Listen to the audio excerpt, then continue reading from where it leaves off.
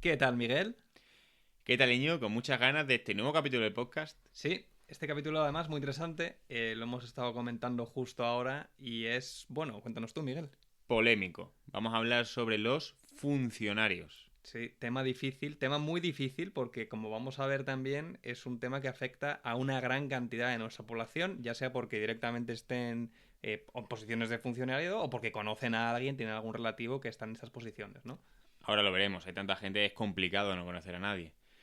Pero bueno, en general, el argumento que mucha gente dice que piensa cuando hablas un poquito de funcionarios es... Bueno, el funcionario se ha sacado su oposición. Se lo ha ganado. Vamos a ver en este podcast qué es lo que se ha ganado exactamente y cómo se ha ganado lo que se ha ganado. De dónde sale lo que se ha ganado. Pero primero quiero que dimensionemos lo que yo voy a denominar como el problema.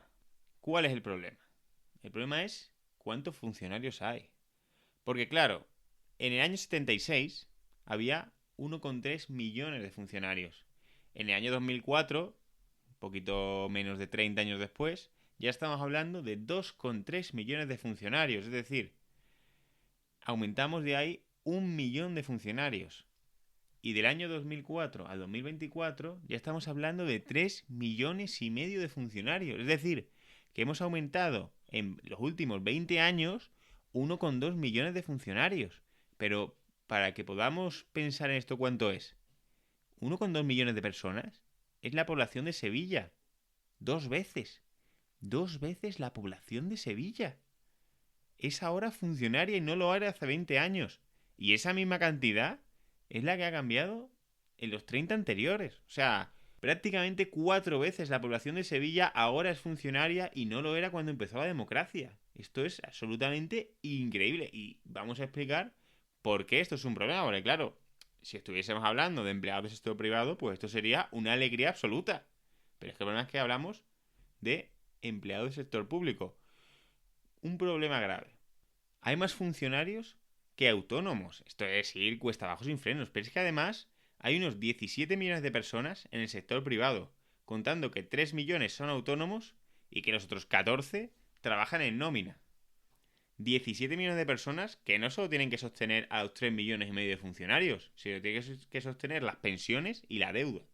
Esto es una locura. Yo la verdad es que a veces me cuenta Miguel los datos antes de empezar los podcasts y digo, no me lo creo, revísalo, no me lo creo, es imposible. Y es verdad. O sea, hay más funcionarios que autónomos. ¿A dónde va a parar un país donde el autónomo le cuecen a impuestos, le cuecen a trabas, tiene que pagar incluso aunque no genere dinero, le persiguen? Y voy a un funcionario, que lo veremos ahora, pero el funcionario tiene más salario que el trabaja en el sector privado. El sector público medio, la persona que trabaja de media en el sector público cobra más que la media de la persona que trabaja de media en el sector privado. Entonces, ¿a dónde va un país donde quien realmente produce valor, que son los empleados del sector privado, los autónomos, hay más funcionarios que autónomos? Es una locura, es una locura. Y esta diferencia que comentas, Íñigo, es brutal. O sea, estamos hablando de diferencia de en torno a 900 euros de diferencia de media del sector público al privado. El sector público cobra en torno a 2.800 euros de media brutos al mes, mientras que el privado en torno a los 1.900. O sea, esto es absolutamente... No sé. ¿Cómo es esto posible? O sea, ¿cómo es posible que estemos hablando de una diferencia que redondeando son 1.000 euros entre el sector público y privado? Pues porque el sector público no sigue una lógica de mercado. En el sector privado, ¿vale? Para que suban los salarios, tiene que haber mucha demanda de cierto empleo y poca gente que sepa hacerlo, ¿vale? Suben los salarios así. Sin embargo, en el sector público lo único que pasa es que el Estado necesita perpetuarse. Y entonces le conviene pagar para evitar que haya protestas, para que te voten, para que todo siga siendo igual. Y total, una cosa importante, el sector público no lo paga él. El sector público sale de dinero que no le cuesta, porque es dinero de impuestos, dinero del Estado. Miguel ha comentado una cosa muy interesante y es el hecho, bueno, pues lo que hemos dicho, ¿no? El salario es en este caso, en este ejemplo muy claramente, unos 900 euros por encima mensualmente brutos en el caso del sector privado, perdón, en el caso del sector público por encima del sector privado, es decir, los funcionarios por encima de los trabajadores que están en el sector privado. Claro, esto no es lo único también, es muy interesante, pero los funcionarios tienen una serie de ventajas que a lo mejor no tienen en el sector privado. Un ejemplo muy sencillo que ha salido en la tele recientemente, el tema de que los funcionarios pueden elegir entre si adscribirse a la sanidad pública o a la sanidad privada. Es decir, a ellos les dan la opción de elegir la sanidad privada si así lo desean, que por cierto lo desean, es decir, el 80% de los funcionarios eligen sanidad privada, ya nos tendría que dar una pista sobre cuál es el sistema que es mejor. Sin embargo, ese privilegio pues no está así en el sector público, es decir, o sea, en el sector privado. En el sector privado a ti te obligan a pagar una serie de cotizaciones que tienes que pagarlas y una serie de impuestos que son para pagar para sanidad. Y tienes que pagarlas para la sanidad pública, punto. No puedes elegir. El funcionario sí que tiene ese privilegio para elegir, ¿no? Totalmente. Y además, una cosa curiosa es que los funcionarios no pagan impuestos. Matizo. IVA sí que pagan, porque una vez que el dinero está en su cuenta, ya una vez que se lo gastan, sí que podrían no pagarlo. Pero IRPF y cotizaciones no pagan. No pagan. Ahora aquí seguramente cualquier progre de Twitter que nos encontramos y así también diga, no, claro, les retiren de la nómina igual. Vamos a ver, me da igual cómo esté estructurada la nómina. Es un artificio contable. Porque al Estado no le cuesta dinero los impuestos que pague sobre los trabajadores. Porque le vuelve al mismo. Vamos a hacer un ejemplo absurdo. Imagínate tú, persona que estás escuchando este podcast y quieres contratar a un empleado con tu dinero. Y le pagas 1.500 euros netos. ¿Vale? Netos. Lo que a él le llega el dinero. Lo que sería, por cierto, trabajar en negro. Si tú le pagas en efectivo 1.500 euros y ya está, sería trabajar en negro. Pero si tú le haces la transferencia al Estado de las cotizaciones sociales de ese trabajador y ese trabajador le hace el IRPF al Estado, entonces eso es legal. Ahora, ¿qué pasa? Que te cobra, no, pues no sé cuánto era, un salario de 1.500 euros, probablemente sea 800 euros más de impuestos o algo similar.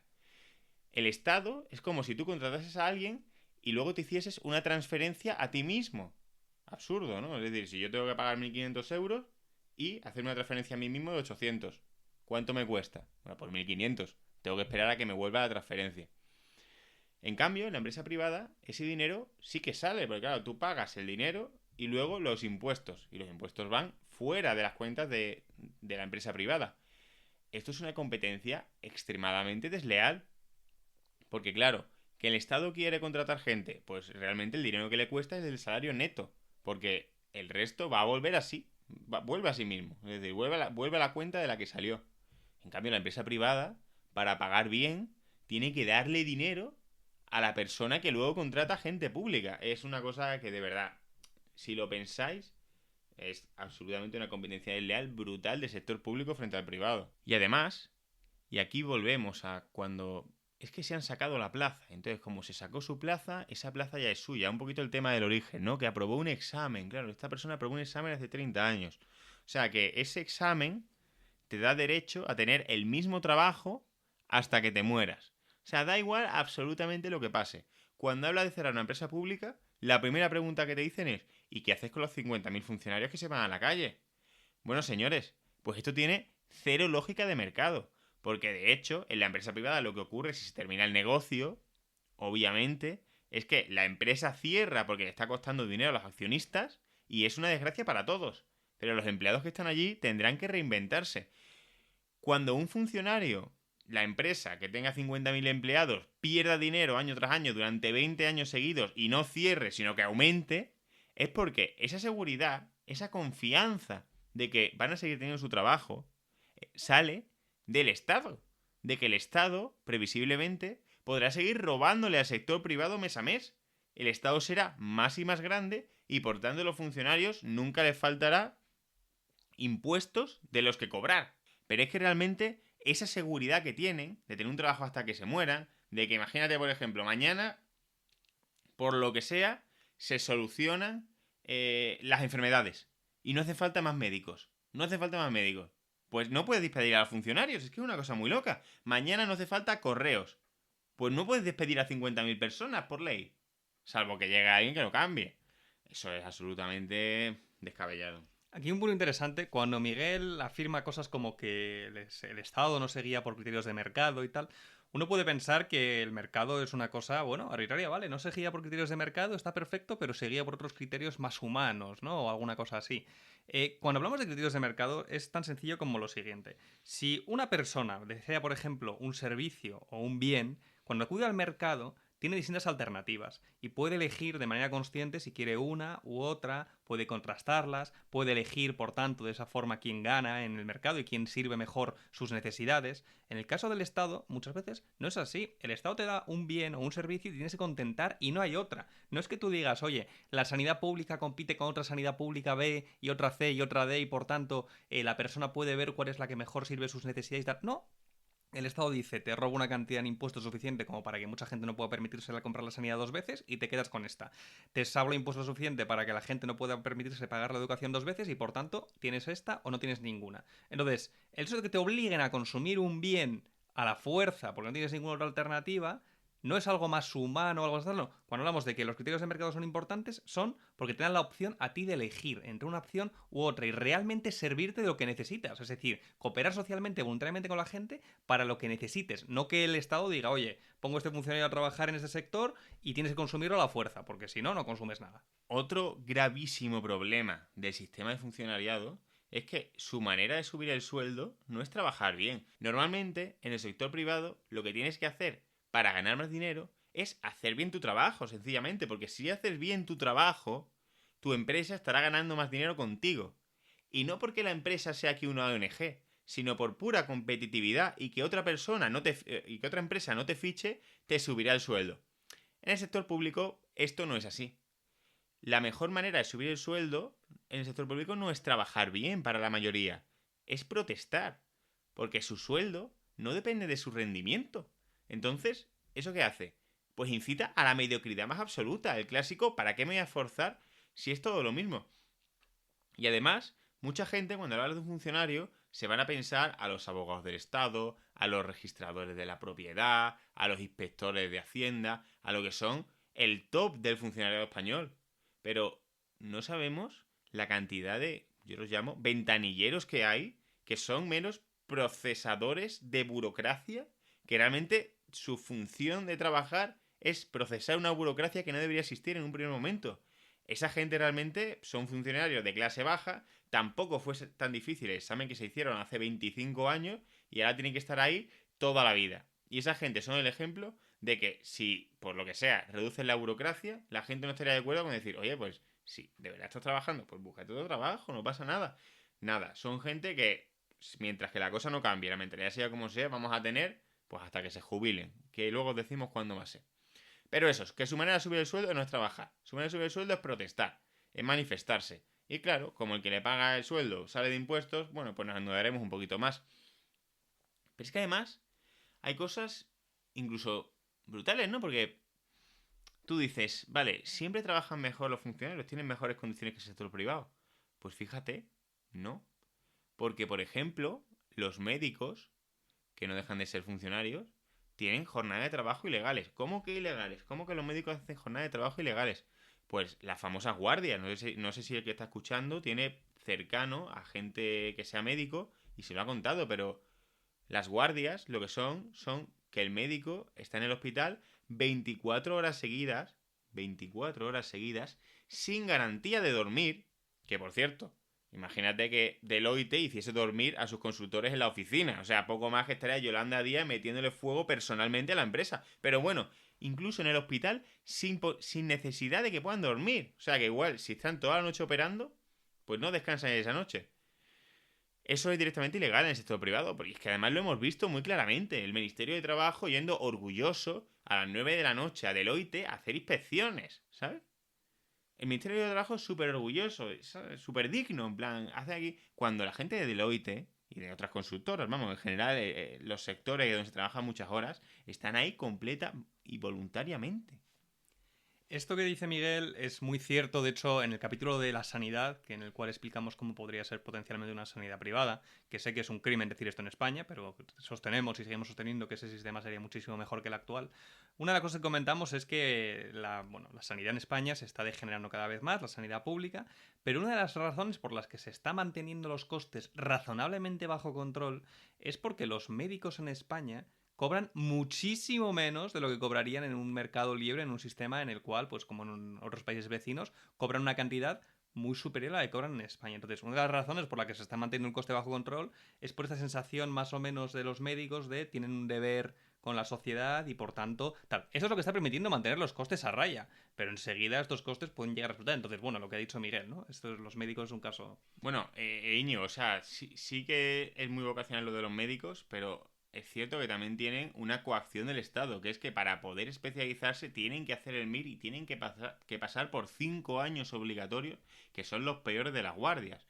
Normalmente los médicos que se comen las peores guardias y más días de guardia son los más jóvenes. Una vez que te vas haciendo más mayor, hay gente más joven. Pero claro, esos son médicos que no tienen la opción. Porque si tú quieres hacer cualquier cosa que no sea la medicina básica, creo que se llama de familia o algo así, quieres operar lo que sea, tienes que pasar en España por 5 años de MIR, que solo se puede hacer por el camino público. Venga ya, hombre, por Dios. Total, ¿que esto cómo es posible que se pueda hacer? Porque le beneficia al Estado. Recordemos que las normas las pone él. Si el Estado mañana baja la jornada laboral a 30 horas, muy bien, pues lo cumplirán los funcionarios y cobrarán lo mismo, da igual, sale de deuda, sale de impuestos. Ahora, los médicos, ¿por qué pueden trabajar 80 horas a la semana legalmente? ¿Por qué pueden trabajar 80 horas a la semana legalmente? Porque si no la sanidad se cae. Y el Estado prefiere tener a médicos explotados que una sanidad caída. Esto enlaza muy bien con una idea que he pensado y que hemos pensado muchas veces y que es muy cierta, y es la idea al final de que esto no es una cuestión de decir, oye, vamos a atacar a los funcionarios, tal, porque se financian con impuestos que al final vienen de coacción, ¿no? Porque al final si no los pagas vas a la prisión y tal. No viene tanto de esto. También viene la idea de que muchas veces el Estado tiene a sus rehenes, ¿no? Y tiene una serie de personas que justifican su existencia. Entonces, si tú dices, oye, mira, yo soy un Estado y somos al final un montón de políticos que nos estamos enriqueciendo masivamente de tener el control de los recursos, ¿no? Es decir, oye, un Estado como el español que controla la mitad de los recursos se enriquece brutalmente, ya no solo porque los salarios de los políticos sean brutales, sino porque le puede dar coimas a distintos agentes, ¿no?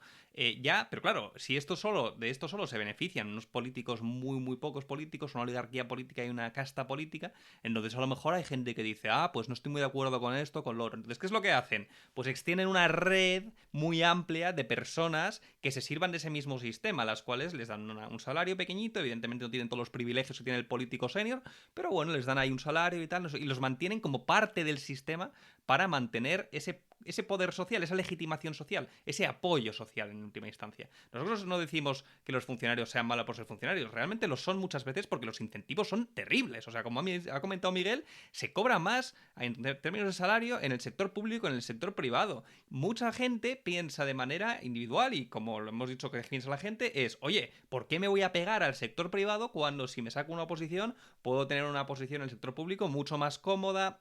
No tengo que preocuparme de que me despidan, etcétera, etcétera, etcétera. Entonces la gente de manera racional elige eso. Lo que estamos diciendo es que esta gente, mucha de esta gente, podría estar en el sector privado haciendo las cosas muchísimo mejor, siempre y cuando los políticos permitiesen que el sector privado tuviese éxito, quitasen trabas regulatorias, permitiesen un despido libre y flexible y una contratación rápida y flexible. Pero esto ahora mismo no es así en España, con lo cual nuestro objetivo no es decir, oye, los funcionarios, tal, qué mal los funcionarios, no. Es decir, estos funcionarios, muchas personas, son rehenes del Estado. Y fuera de este entramado estatal podrían tener una situación laboral muy buena, muchos de ellos. Totalmente, Íñigo. O sea, no es una cuestión de decir el funcionario que malo es una cuestión de decir, oye, esto es un problema que hay que abordar y hay gente que, de nuevo, ha sido estafada. Sí, toda tu vida vas a tener tu plaza. Pues igual eso no es una cosa realista e injusta contra otra gente. Ahora vamos a separar un poco qué funcionarios hay, ¿no? Porque gente que trabaja a sueldo del Estado, que es lo que hemos dicho antes, son 3,5 millones aproximadamente. Funcionarios como tal de esos hay 1,5 millones. Personal laboral, unos 600.000, 650.000. Otro personal, 900.000. Empleados de empresas públicas, 182.000. Y luego, literalmente, es que no cuadra el número. Entonces hay 400.000 personas que no están en ninguna categoría. Esto es una cosa impresionante cuando ves el análisis que tenemos delante. Tenemos a 266 senadores, 350 diputados, 8.000 alcaldes. ¿Esos son funcionarios o no? 67.000 concejales. ¿Cuánta gente trabaja en los cabildos y en las diputaciones? Indeterminado. 1.200 diputados de parlamentos autonómicos. Los altos cargos, los famosos... ¿Cómo se llama? Sí. Estos asesores del gobierno, que tiene 800. Pedro Sánchez, ¿esa gente dónde está? ¿Esa gente qué plaza han hecho? ¿Qué oposición? En fin. Esto me recuerda mucho a últimamente las noticias que están en Argentina, que una de las cosas que está haciendo Milei muy bien es de desenterrar todo tipo de tramas de corrupción del kirchnerismo. En plan, oye, que tienen a un tío que está cobrando una pensión de subsidio por invalidez y es un señor que está haciendo surf en Miami. Otro que está cobrando de un puesto de no sé cuántos y está por ahí en Colombia haciendo otra cosa. Y gente que está cobrando un montón de dinero del aparato estatal y que no los tienes auditados, no sabes muy bien. ¿Cómo es posible que lo que dice Miguel? Hay una caja negra ahí de interrogaciones. No sé muy bien que se está llevando, 400.000 personas están llevando dinero. Ni idea. No sé muy bien quién es esta gente, pero se están llevando dinero. Ese es el problema, señores, de no tener una descentralización real. Que cuanto más centralizado está el poder, menos control tenemos, menos visibilidad tenemos de dónde se va el dinero. Es una caja negra. Y finalmente, ya para ir terminando, dentro de lo negro que se ve todo, vamos a hablar de cuál sería la salida de este sistema, ¿no? Porque normalmente cuando se habla de las cosas que están mal en España, hay dos maneras de salir. O sea, también se habla con pensiones, también se habla con deuda. Esta es la manera progresiva y la manera radical. La manera progresiva es que el 60% de los funcionarios se van a jubilar de aquí a 2032.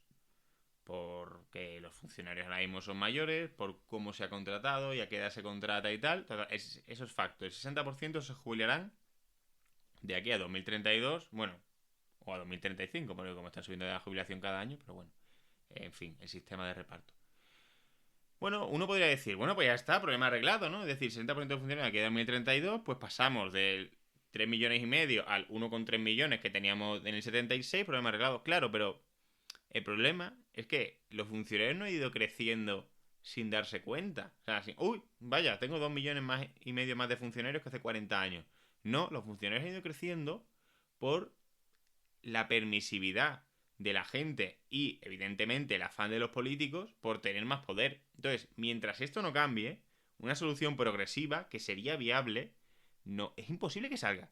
Es que es imposible porque, ¿qué me vas a decir? ¿Que ahora de repente, ahora, en 2024, van a dejar de contratar durante 8 años funcionarios y así en 8 años tenemos el problema arreglado? Pues evidentemente no va a pasar.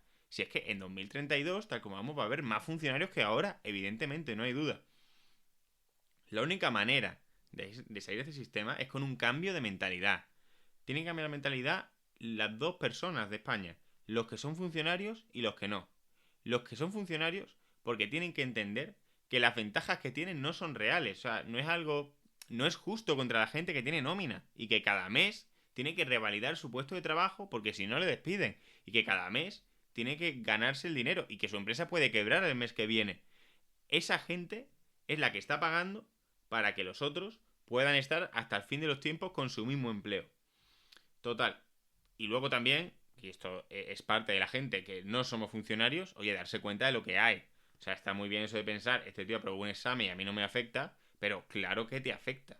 Claro que afecta a los jóvenes, claro que afecta a la gente trabajadora, claro que afecta a la gente del sector privado, porque parte de tu sueldo va a pagar a esta gente. Y esto que estoy diciendo sería la salida radical. ¿Cuál es la salida radical? O sea, un giro de 180 grados al sistema funcionarial. Hay que cambiar los incentivos. Incentivo no puede ser yo subo el sueldo protestando. Tiene que ser subo el sueldo trabajando bien. Es verdad que eso es complicado porque, claro, ¿cómo haces que no se haga aquello una red clientelar? Bueno, yo creo que ya es una red clientelar, así que jodido. Pero bueno, que tengan riesgo de despido. O sea, un funcionario que trabaja extremadamente mal y que todo el mundo lo sabe, pues oye, tiene que ser despedido. Lo siento que aprobaste tu examen hace 20 años, de verdad que lo siento muchísimo, pero hoy no trabajas bien. Así que lo siento. Y luego hay que hacer planes de salida al sector privado. Incentivar que la gente se vaya. Incentivar que salga voluntariamente. Y así bajar muy rápidamente de los 3,6 millones de funcionarios, 3,5 que tenemos, a cifras que sean más realistas. En resumen, hay que cambiar la mentalidad. Hay que dejar de premiar la mediocridad. Y hay que premiar el esfuerzo. Ojalá que en 20 años la gente quiera emprender, no trabajar en el ayuntamiento.